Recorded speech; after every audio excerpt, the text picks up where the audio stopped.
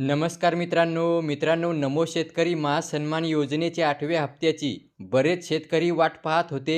नमोचा 8वा हप्ता कधी मिळणार?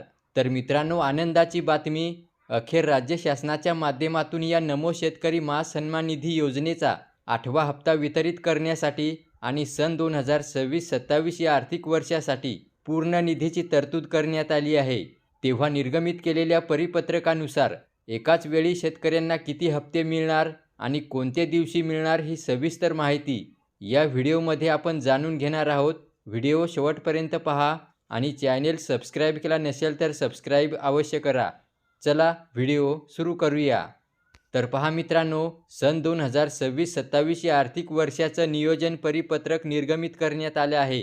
त्यामध्ये इथे पहा, नमो शेतकरी महासन्मान निधी योजनेतील अनुसूचित जाती या घटकातील लाभार्थ्यांसाठी 696 कोटी 90 लाख इतक्या रकमेची तरतूद करण्यात आली आहे।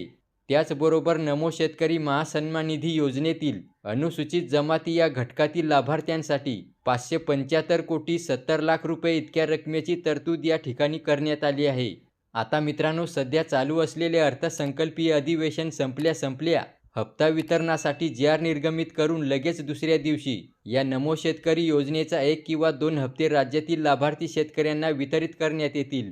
मित्रांनो, लाभार्थ्यांना 1 हप्ता मिळेल की 2 हप्ते मिळणार याबाबत सांगायचं झालं तर बघा, हप्ता वितरणाचा जेव्हा जी.आर. निर्गमित केला जाईल त्याच वेळी समजेल नेमका एकच हप्ता दिला जाईल की 2 हप्ते एकदाच दिले जातील। परंतु आता मित्रांनो, लवकरच हप्त्याचे वितरण केले जाईल हे मात्र 100% आहे।